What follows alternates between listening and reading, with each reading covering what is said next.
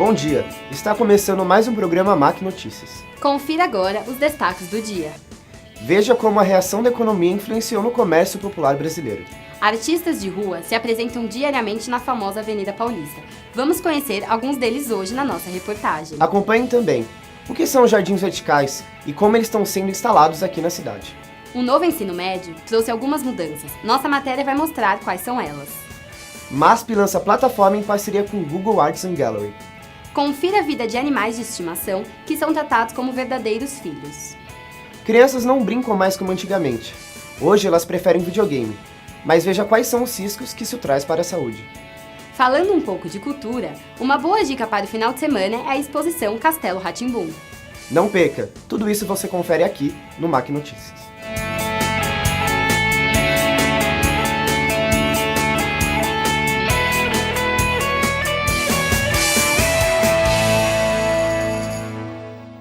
Bom dia.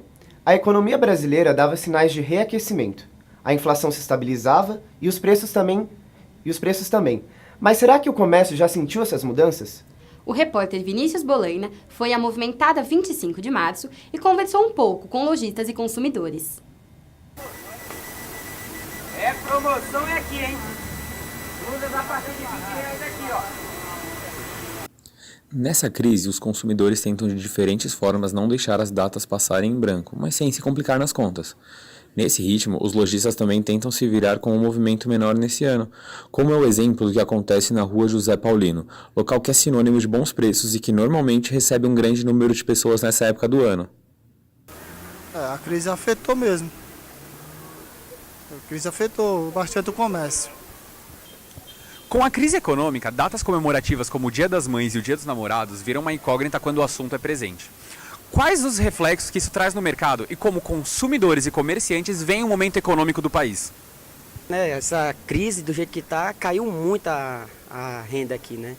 E não só aqui, mas em toda, acho que aqui, Bom Retiro, Brás, caiu muito, entendeu? Certamente as despesas foram ajustadas, você gasta com mais cuidado, você vive dentro do seu orçamento, você tem que procurar adequar suas compras, suas contas, seu consumo, mas assim, não houve um impacto significativo muito forte. O repórter Vinícius Bolaina está ao vivo na Universidade Mackenzie trazendo as últimas informações sobre o cenário econômico. Bom dia, Luciano. Bom dia, Vanessa. Bom, após um breve respiro da economia brasileira nos últimos meses, a delação do dono da JBS, Joesley Batista, afetou diretamente o preço do dólar e as ações da Bovespa. A moeda estadunidense chegou a quase 3,39 na venda, a maior desde dezembro de 2016. E a variação foi de 8,15%, que é a maior nos últimos 18 anos. Devido às incertezas políticas das próximas semanas, tanto a Bovespa quanto o preço do dólar devem se manter instáveis. E ações como as ações da Petrobras caíram e é a maior queda em um único dia desde 1999. Tempos difíceis para a economia nos próximos tempos aqui e bom dia, direto de volta com o estúdio, Vanessa. Muito obrigada, Vinícius. Eu estou agora aqui no estúdio com o especialista em política, Matheus Teles. Seja bem-vindo. Em uma semana, Lula, na outra, Temer. Como está a política do país? O Brasil vive uma das maiores crises políticas. Na semana passada, o juiz Sérgio Moro escutou o depoimento do ex-presidente Lula, falando a respeito do triplex. Mas o que se viu durante o discurso foi uma alteração no seu estado emocional. Muitos dizem que foi mais uma campanha eleitoral do que propriamente uma defesa. Com as delações da JBS contra Temer e Aécio, quais são as consequências para a política brasileira? Ontem, fomos surpreendidos com gravações dos irmãos Batista. Donos da JBS, em delação premiada, afirmariam que o presidente Temer estaria envolvido em pagamento de propina para manter delatores fora de cena. Caso venha a ser comprovado, o presidente terá que renunciar por falta de governabilidade. A saída dos ministros ontem já evidencia o caso. Muito obrigado, Matheus. Até a próxima. A Avenida Paulista é um teatro a céu aberto. Muitos artistas ganham suas vidas se apresentando diariamente. O repórter Marcos Gabriel foi até as ruas conferir algumas dessas apresentações. Confira agora na reportagem. A arte de rua é uma das mais importantes manifestações culturais e sociais de um povo. Ela é predominante nas grandes e importantes cidades, como meio de transmitir mensagens por meio da sociedade.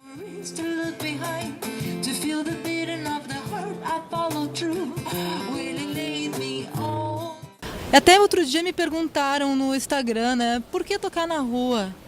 Cara, é muito inspirador, é uma vibe diferente. Além disso, há uma importante relação entre o público e o artista. Eu venho todos os dias, aos domingos e aos feriados, e a diversidade de música, de artistas e de opção de lazer.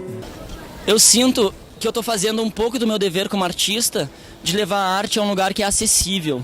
É um lugar que, por exemplo, estamos aqui no centro de São Paulo. É claro que não é o lugar mais acessível do mundo para quem mora na periferia.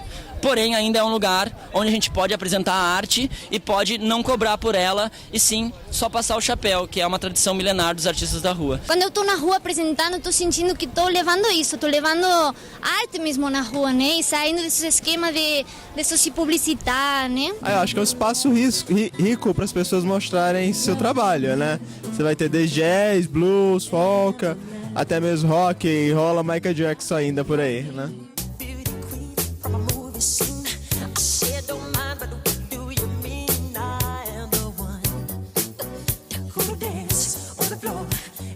A Avenida Paulista é o palco de muitos talentos.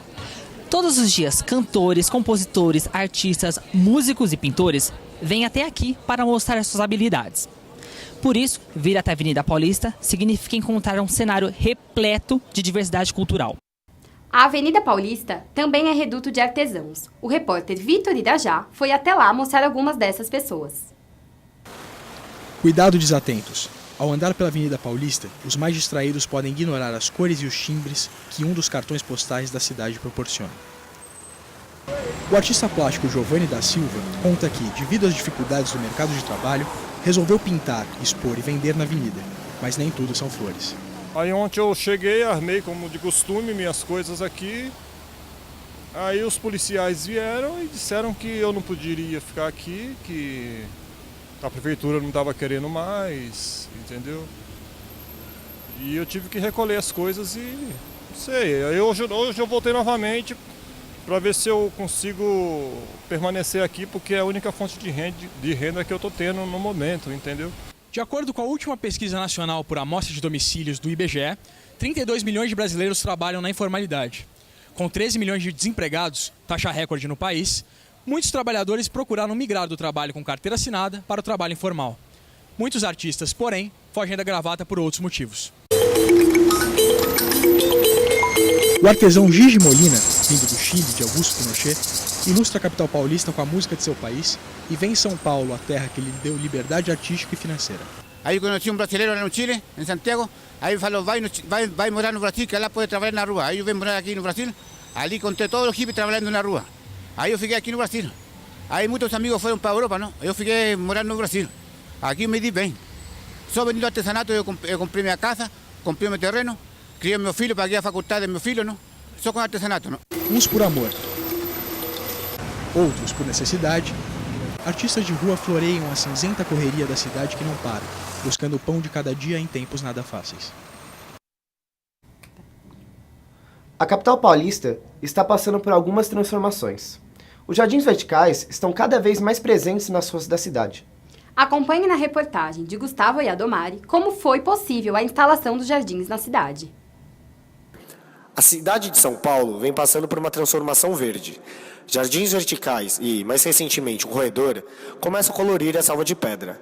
O Movimento 90 Graus, em parceria com a Prefeitura, é a empresa responsável pela execução do projeto, que consiste em colocar mudas de plantas em bolsos feitos em feltros, sustentados por uma placa de material reciclado. O projeto, contudo, não é mais uma das parcerias público-privadas da gestão de João Dória. Quem explica é a arquiteta e urbanista do Movimento 90 Graus, Natasha Asmar. O Movimento 90 é uma empresa de causa socioambiental. A gente trabalha a partir de requalificação da paisagem, da transformação das cicatrizes urbanas em projetos ambientais. Então, a gente trabalha com a requalificação das empenas, cegas dos edifícios e hoje em dia os jardins verticais são uma ferramenta de compensação ambiental. Pensa sobre os jardins verticais aqui na região do Minhocão assim como o corredor verde na Avenida 23 de Maio, você acha que é uma solução para os problemas da poluição na cidade? Você acha que também é uma coisa bonita de se ter aqui na nossa cidade? Com certeza, eu acho muito bom para problemas de poluição, assim como também para ficar mais bonita a região, porque o São Paulo é muito cinza, né? Então, eu realmente gostei do corredor, gostei dos jardins verticais. Acho que é uma alternativa principalmente para a poluição visual da cidade, embeleza a cidade. A região do Minhocão já recebeu 7 jardins verticais, sendo o último deles localizado na rua General Júlio Marcondes Salgado, no edifício Bonfim. Além disso, o Movimento 90 Graus executa um projeto do Corredor Verde, na 23 de maio, após a polêmica com a apagação dos grafites pela gestão do prefeito João Dória. Um projeto futuro do movimento é fazer o mesmo tipo de corredor na Avenida 9 de Julho. Gustavo Yadomari para o MAC Notícias. Vamos agora para um breve intervalo e voltamos já. Olha que prédio enorme. Nele vivem centenas de pessoas. Você conseguiria projetar uma obra como essa? E que tal este prédio? Lindo, não é? Mas não basta ser bonito. Tem de dar conforto às pessoas. Você sabe como fazer isso? Casas, prédios. Para você morar ou trabalhar neles, eles precisam ser projetados. Tem que fazer cálculos, desenhos, prever os materiais. Você seria capaz de fazer isso? Um arquiteto, sim. Em um curso de arquitetura, você tem aulas de sistemas construtivos, paisagismo, conforto ambiental, estética e muitas outras. Você aprende a unir criatividade e ciência para melhorar a vida das pessoas.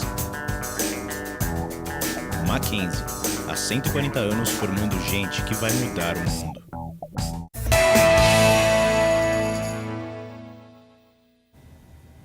A proposta aprovada pelo governo de Michel Temer trouxe algumas mudanças para o ensino médio, gerando diversas opiniões. Para falar um pouco dessa reforma adotada pelo presidente, a repórter Bianca Lee foi até uma escola na Zona Sul de São Paulo conversar com alunos e professores. Acompanhe a seguir. A nova reforma do ensino médio prevê mudanças na grade horária e nas disciplinas. Algumas matérias que antes eram obrigatórias passarão a ser opcionais. Isso afeta tanto escolas particulares quanto as públicas.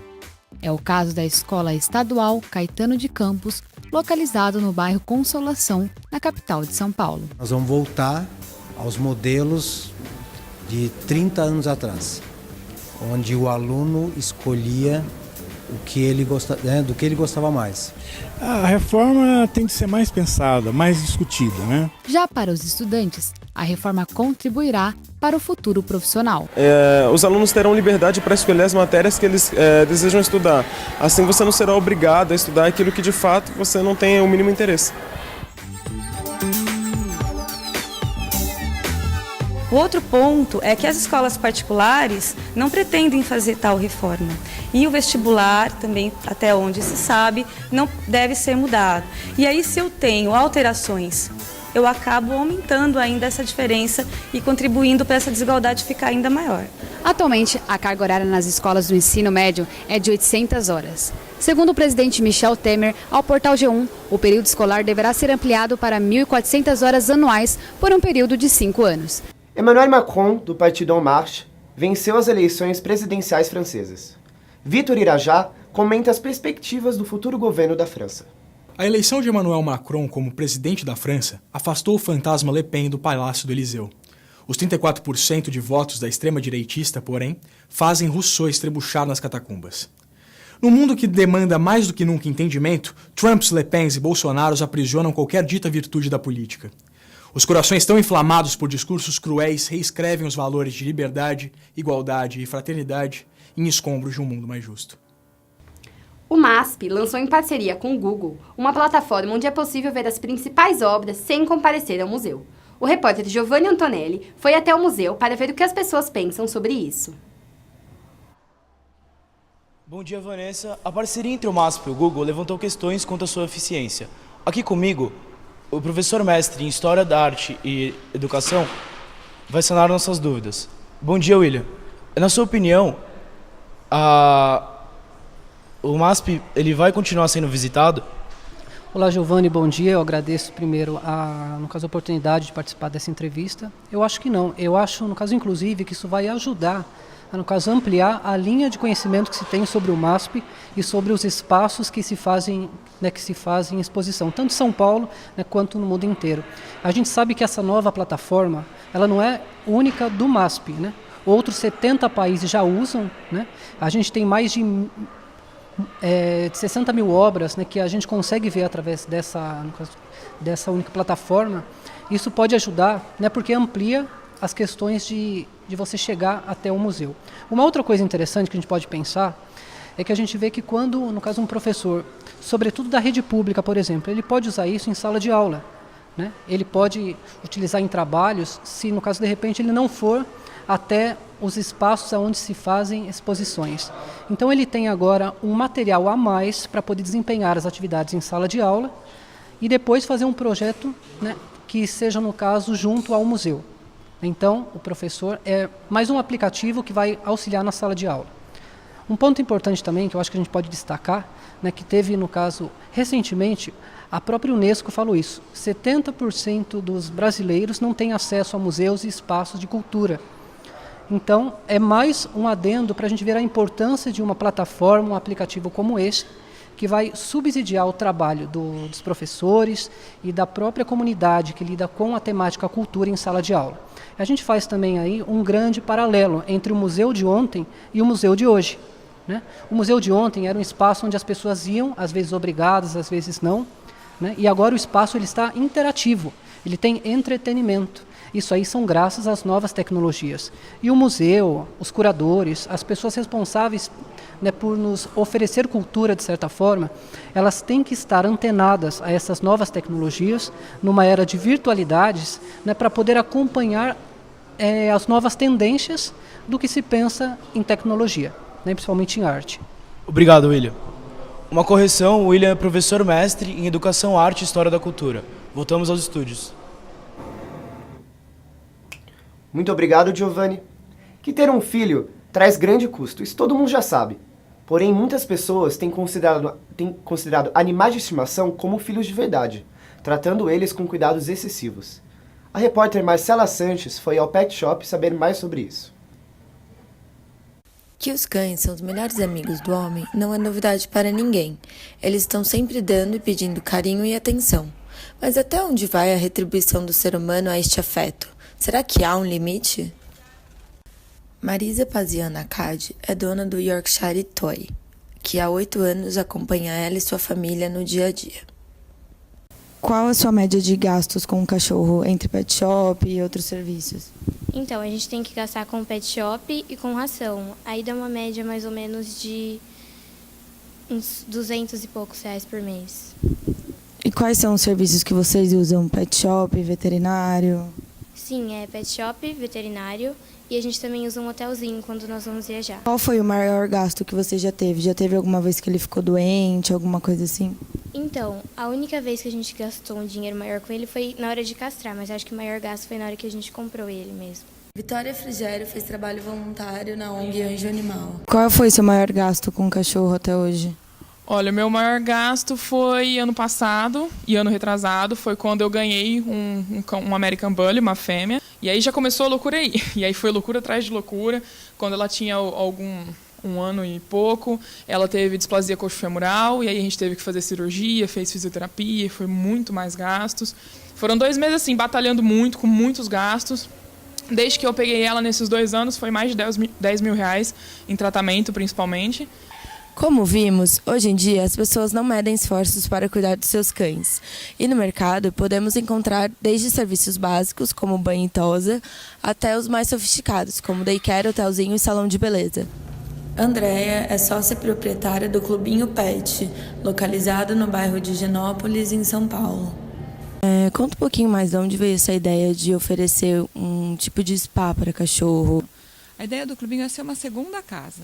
Então aqui eles ficam tão à vontade quanto na casa deles. Tem colo, tem mimo, tem caminha, tem almofadinha, tem brinquedinho, tudo o que eles gostam de ter tem aqui. E qual é a média de gastos e frequência dos cachorros aqui? Eu tenho desde clientes que trazem o cachorro uma vez por semana, a clientes que deixam os cachorros 6 vezes por semana, de segunda a sábado aqui, né?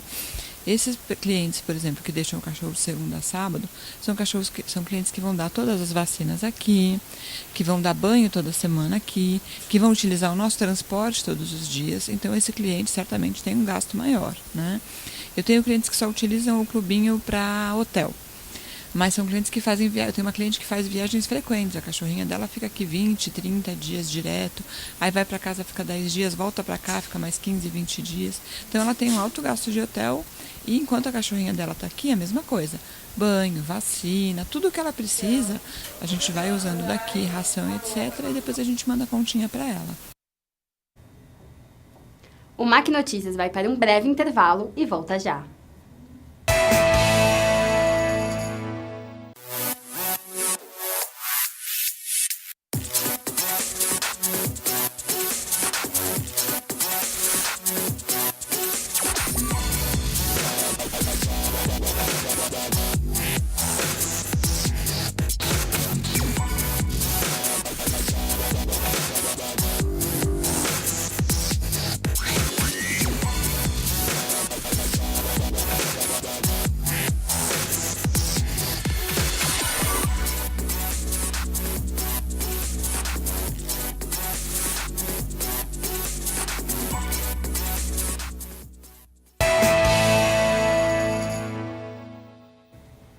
Em meio a tantas tecnologias, as crianças perderam o costume da prática do exercício físico. Problema esse que preocupa pais e também professores. Acompanhe agora na reportagem de Letícia Lanes. Você já se perguntou o que será do futuro das crianças de hoje em dia? As brincadeiras mudaram drasticamente da rua para o sofá. Hoje, elas passam o dia em frente à televisão, tablet e smartphone. Algo que pode trazer benefícios como agilidade no aprendizado é usado em excesso. E como dizia nossas avós, nada em excesso faz bem.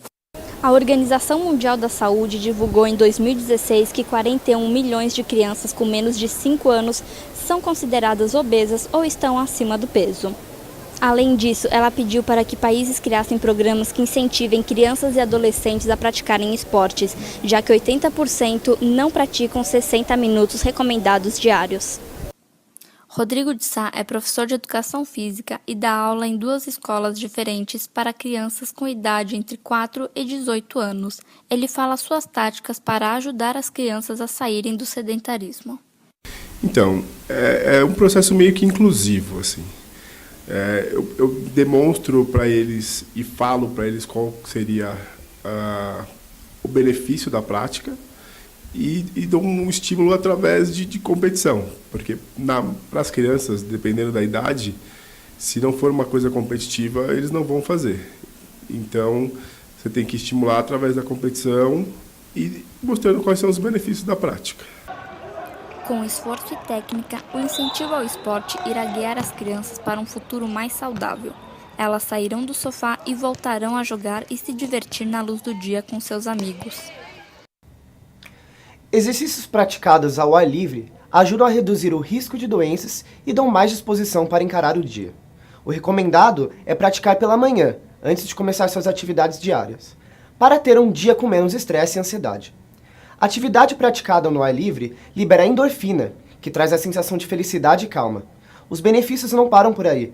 Ele aumenta a oxigenação cerebral e diminui problemas como gordura no fígado e diabetes. É uma ótima dica para práticas em família e com amigos. Logo no primeiro bloco, a nossa equipe de reportagem falou sobre os jardins verticais. Agora a gente vai chamar o repórter Gustavo Iadomari, ele que está ao vivo lá embaixo e vai esclarecer algumas dúvidas. Bom dia, Gustavo. Bom dia, Luciano. Bom dia, Vanessa. Pois é, a compensação ambiental dos jardins verticais e do corredor verde tem gerado muita discussão na área da arquitetura e urbanismo. Para esclarecer um pouco mais sobre o assunto, estou aqui com a aluna da Faculdade de Arquitetura e Urbanismo do Mackenzie, Manuela Brandão. Bom dia, Manuela. Essa compensação é a melhor saída para os problemas da cidade? Bom dia, Gustavo. Então, qualquer obra, seja ela grande ou pequena, ela gera um impacto no meio ambiente. A compensação, ela justamente é compensar esse dano em outro lugar.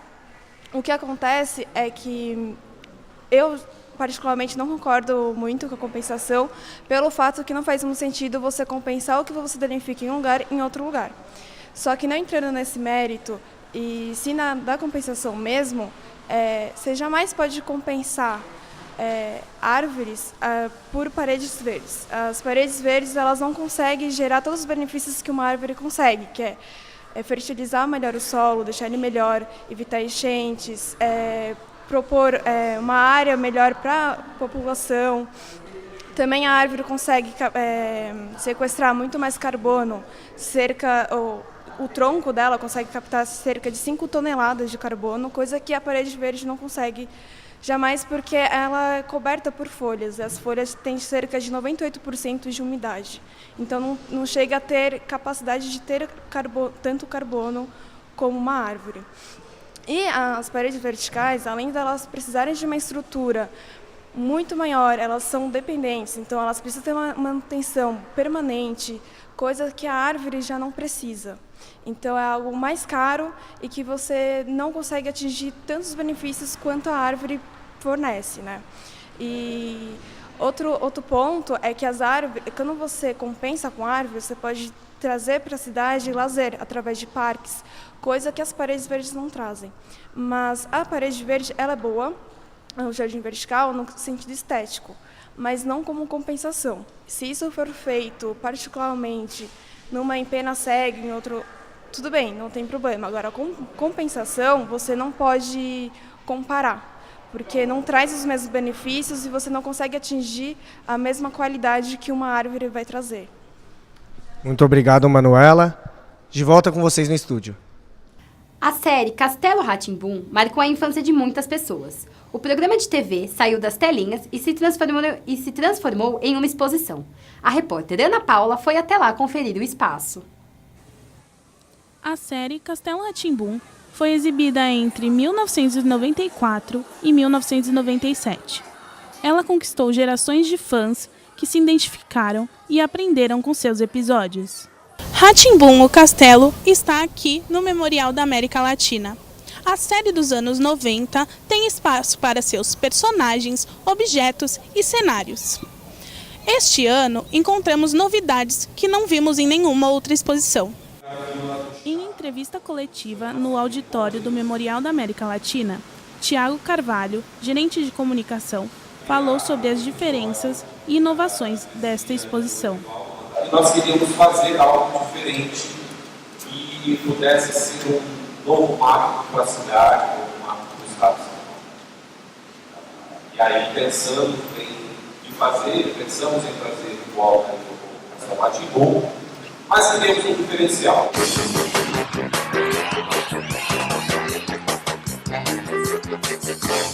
Construir a fachada real da nossa cidade. Isso nunca tinha acontecido, nem nos estúdios da Cultura, isso só porque existia. Lucas conheceu o Castelo Rá-Tim-Bum através da influência da sua mãe, que é fã da série há muitos anos. Só eu que assisti, ele não, né? Mas assim, em alguns momentos, alguns episódios que tinha, eu passava para ele. E eu acho que é bem criativo, né? Cultura é tudo, né? Porque se passar de mãe para filho, de vó para neto e assim, né? De geração para geração. Acho que a gente não pode deixar morrer Castelo, né? A exposição está aberta até o dia 30 de maio, de terça a domingo. Os ingressos custam R$20, com possibilidade de meia entrada. E é recomendado que sejam comprados alguns dias antes. A mostra ficará aberta ao público por 3 meses, das 9 às 20 horas, de terça-feira a sexta-feira e das 9 às 22 horas aos sábados, domingos e feriados. Os ingressos, que custam R$20 e R$10, que é a meia, podem ser comprados na bilheteria do Memorial ou pelo site www.ratimbumcastelo.com.br. Muitos dizem que São Paulo é um buquê. Dentro desse conjunto de flores, várias formas de amor vêm à tona. Veja agora a crônica de Marcos Gabriel. São Paulo é um buquê, já dizia a canção de crioulo. Num buquê, a diversidade sempre é bem-vinda. Você já percebeu como o girassol combina com rosas vermelhas? Podemos comparar com os diferentes tipos de casais que iluminam as tardes paulistanas. Dia perfeito para apaixonar-se. Sol, nuvens, vento e tranquilidade. Um jovem casal se aproxima para um curto beijo. Do lado oposto da rua, outro se atreve a fazer declarações. Nunca é tarde para apaixonar-se nessa grande cidade. Embora o amor às vezes seja cruel, casais caminham pelas esburacadas calçadas com as mãos dadas e firmes, ressaltando que o amor é verdadeiro. Uma moça dá um sorriso tímido. O rapaz a imita. Outro rapaz beija seu rapaz. Uma mulher mais jovem abocanha com os olhos um homem mais velho. Entende como o amor pode ser livre e diferente onde ele habita? Amor, simplesmente amor. Descrito no dicionário como afeição viva por alguém ou por alguma coisa, provoca inúmeras sensações que ninguém consegue explicar. Os diferentes casais sabem onde tudo vai terminar. O fim será às 10h30 da noite, preparando uma macarronada com amor e beijos calorosos. Sabemos que o buquê artificial murcha, e entre os prédios de concreto, sabemos que sobrevive na cidade grande o que é verdadeiro: o amor. O Mac Notícias fica por aqui e até o próximo programa. Obrigada, até o próximo programa.